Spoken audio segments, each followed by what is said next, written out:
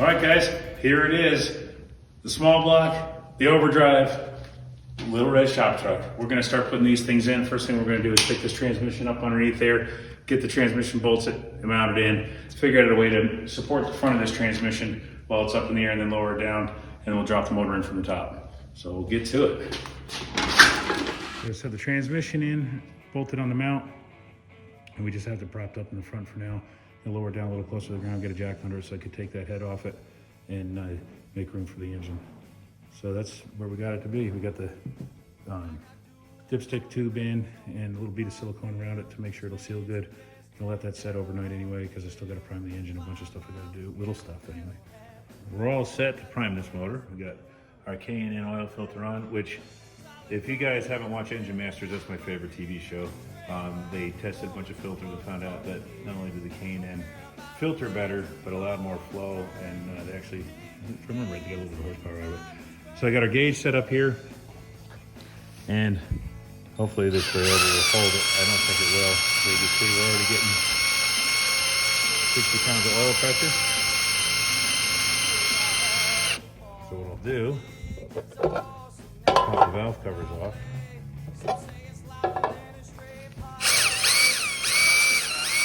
And I'll run this until we get oil out of every one of these. We're getting it out of that intake and that exhaust.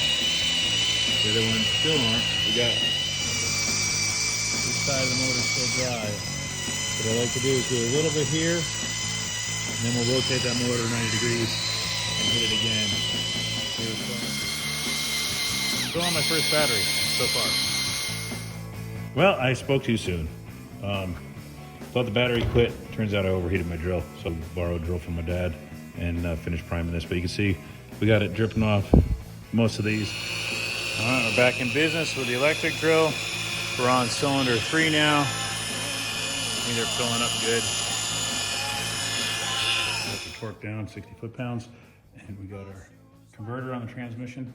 So now, just waiting for someone to come help me put this in. Straight line performance, what I'm talking here. Don't care how fast I'm gonna take a turn when I hit the gas and tires burn.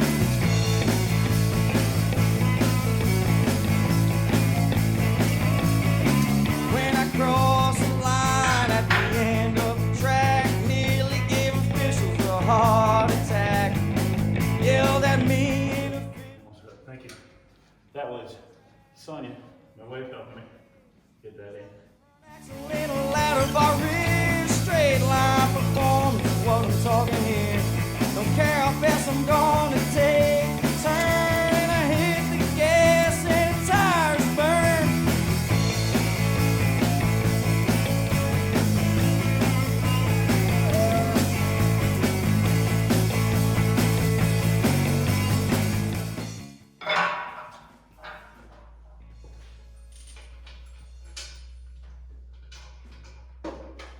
All right, it's in, it's on its own weight.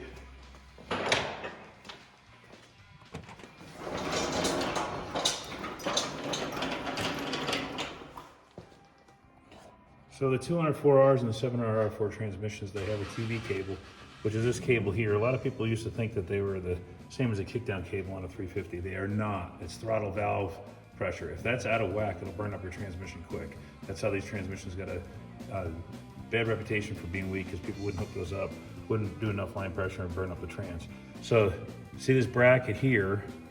A lot of new carburetors already have this set up, but this is a TV angle corrector bracket. It has to set like, I think it's like 37.5 degrees or something that they pull through the throttle range. But the way to set these, everybody makes a big deal out of it, but it's easy. You hit this button here, and you push this piece back in as you hold that button down. So that piece is all the way back after I hit that button. Now, you just make it go wide open throttle, and see how that piece popped out? And that's nice and tight. That's that's how you want it. You want to be able to play it like a guitar string. Not tight there, tight when it's wide open. And that's all there is to it. Nice and easy. Working our way to get closer. You got the radiator, shroud, hoses are on, water or the fan. The water pump is already on when we put it in the car. Fuel line's on. My gauge is, considering we don't have any pressure in this yet, I'm gonna say that that is probably way off.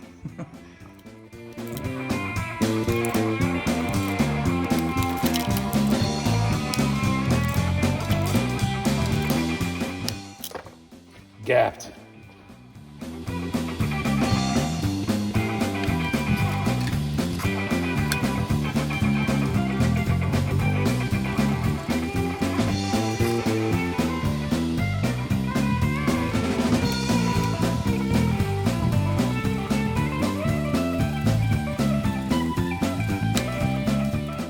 Plugged up.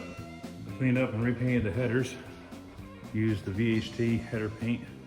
Gives it a decent coat. They seem to wear in pretty good with this paint. Work good on my Willys, work good on my dad's Corvette. So we're using it on this. That's a header kit. I made those headers using the Speedway kit. I bought a set of cheapy stainless steel, polished stainless steel ones. They look really good. And we got them off of eBay, and I went to put them on, and they were way too narrow. They must have been made for like a Model T or something. The cowl was a lot wider on my car than those headers would afford. So I bought the kit from Speedway, and I had a feeling I was gonna have to do a kit. See, I had to bring these up and down into it to clear the steering, and that squeaks by pretty close in there. And the exhaust will drop down and go underneath that C-notch in the cab there. You can see it fits pretty good. I'm gonna work on exhaust right now. We got the main head pipe came in. We're gonna use that same as we did before. I'm gonna come under here, but I gotta make the tailpipes come back and full 2.5 inch because we snagged it down to 2 inch. That's what I used to have on the car. But I'd love to be able to pick the lift up a little higher, but my seal blew on my Ram, and if I go any higher, it starts leaking. So luckily my safety's working. You can see it's leaking there. So I'm gonna try to get this done as quickly and as efficiently as possible so I can get this thing off the lift. That's the last thing I'm gonna do underneath the car. Everything else is done. So we're gonna get to work. Got a couple pieces, 29.5 inches long. I'm gonna put a 90 on it, and then it just has to get around the gas tank and come out. So it shouldn't take very long. So you can see how this is gonna work right in here. We just had to extend the tailpipe back. So it's coming straight back. We're using our old mount, and then coming up here. 2 mandrel bends that we got. I'm gonna come up here, tuck it in nice here, and then I just have to stub a piece on about 1 foot long to get it out to the bumper, and it'll straddle right in there. Both sides will be twins, all the way up nice and open. Independent rear suspension makes it easy for the exhaust to run because you can run it pretty close. The suspension is hanging all the way and it's not hitting, so it'll never hit. And we'll get this out here.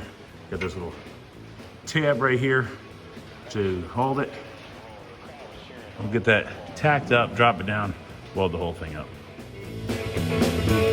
Now the tires blew smoke in the front and started to lift, and that's when it went for that second gear shift.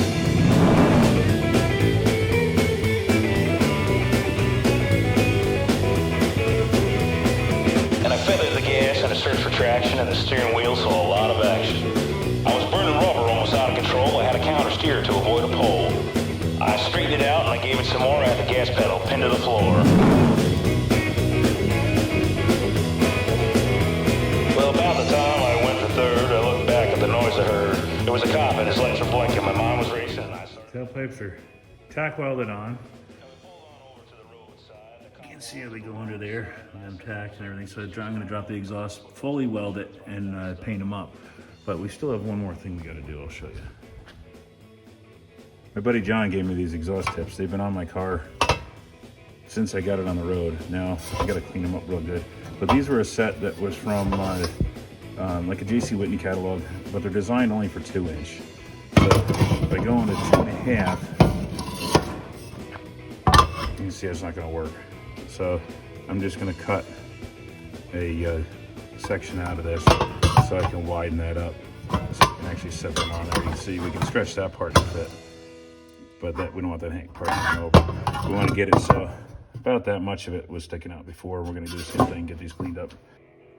Easy solution. Just cut there, got it so it's sprung underneath it. Shove the 2.5 inch pipe in there and squish it until it worked. Now you can see slides on pretty good.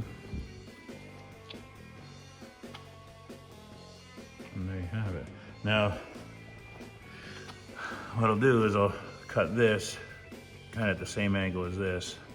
So you don't, when you look in, you're not seeing that ugly round circle hanging down corny like that. It'll blend it back in. Plus this thing's so low to the ground, you don't even see that anyway. But there's that. Just gotta do that to the other side. Tack it all on, take it off, final weld it, and we're good to go. You can see how good that worked. Pushing that in there. So now I'll weld this up here, weld it across here, across there, and it'll never come off. Here you can see how we sliced that pipe.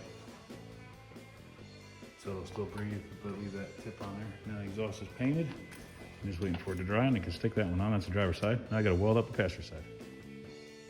Okay, exhaust is done. The car is off the lift. Don't have to worry about that lift flapping down on me anymore. I gotta get that fixed for sure. So the exhaust is all set up. The car's really close. I'm gonna take the Willies out for a ride and go grab a fan belt. Well, this thing hasn't run in about 2 months and it fired right up and held it idle pretty quick. Some Rams are great. I need to drive this thing more. We're taking it out. Good parts runner, I guess. 7 miles per gallon. It would have been cheaper to take any of my other vehicles. But it wouldn't have been as much fun.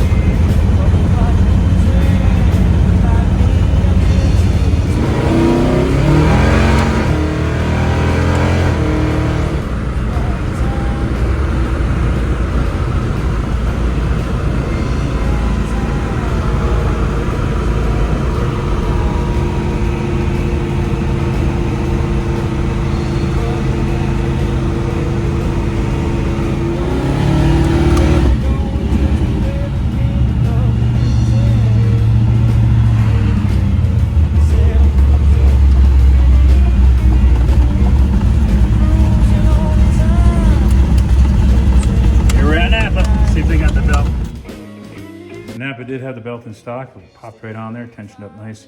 Better than actually than the belt that was on there before with the larger pulley, so that's a good sign. 'Cause I'm cruising all the time. I'm cruising day and cruising night.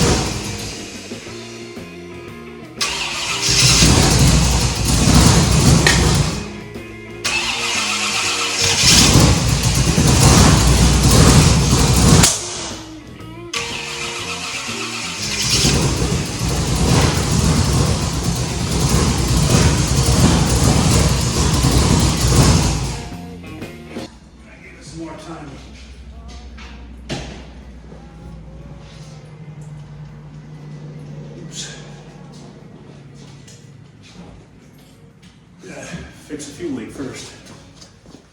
We wanted to get the first start off my camera, but we didn't because I had Liberty crank it to just to check the timing, and as soon as I got the timing close, the thing fired right up and I had the camera off. So we ran it just for a few seconds and shut it off. So we're gonna try again.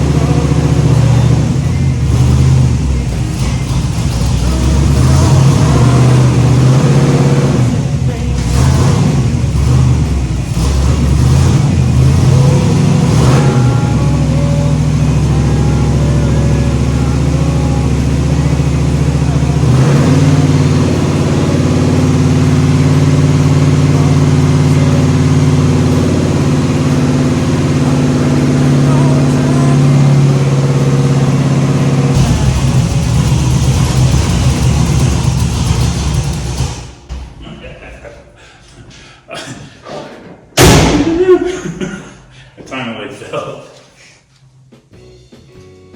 it's still working. All right, I let it cool off to let that header paint bake in so I don't burn it off.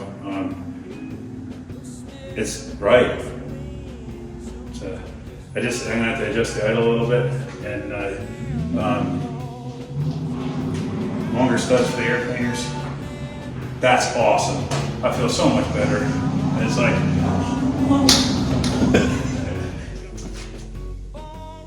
yeah, we're good. No fuel leaks anywhere. So we're all right. I'm gonna double check that timing. I got that distributor twisted to the point where it's almost hitting the tunnel rim and it's right where it's gotta be. So I might have to go until it touches the tunnel rim, or I'm gonna have to monkey with the distributor, pull it out, move it to the.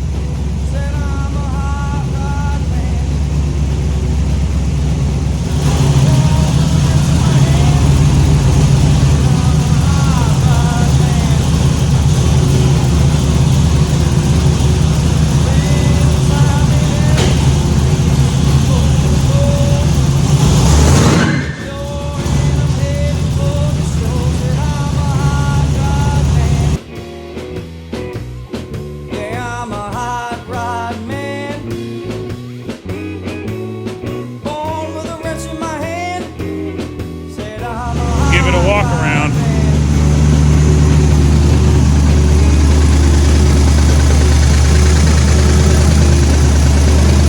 See, my fuel gauge is messed up.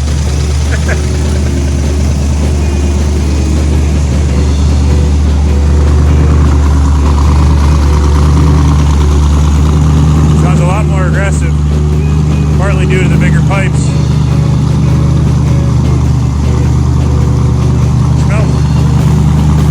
Carbs are about right. I didn't even adjust them yet. I take it for a quick ride, I think.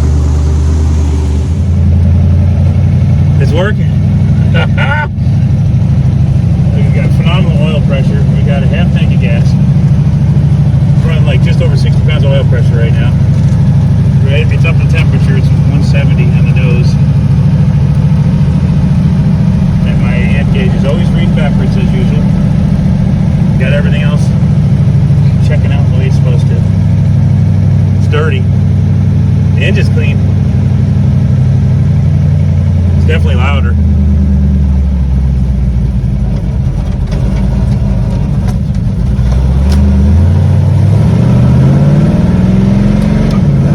Park the tires. Never did that before.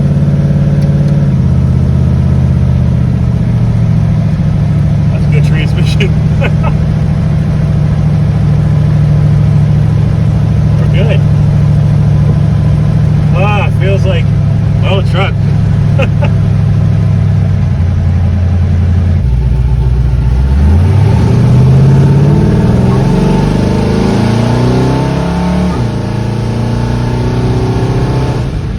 Oh yeah. I broke the tires loose second and third. I wasn't even on it hard yet.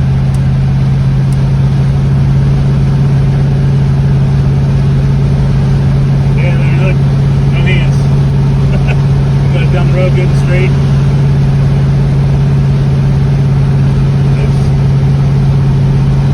That's my truck.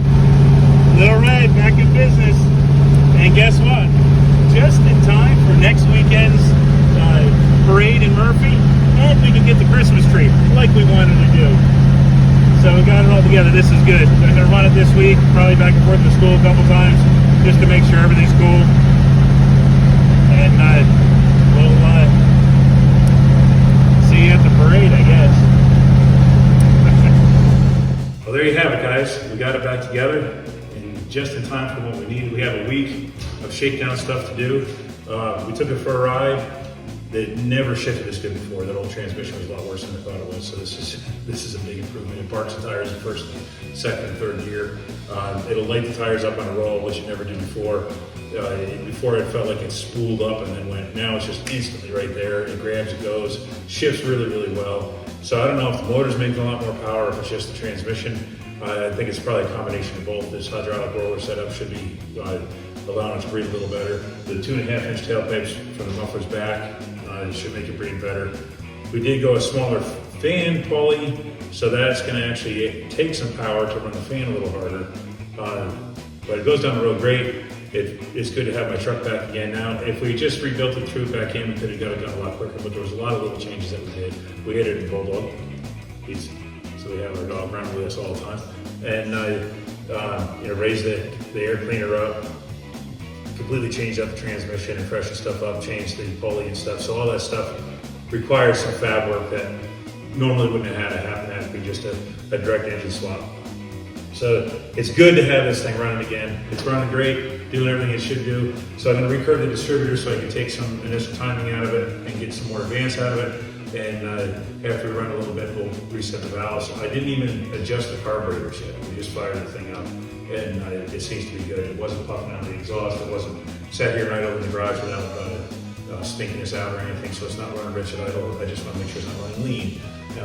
But things, my little truck is back together, and we'll get some miles on it. So thanks for watching, guys. We'll see you in the next episode.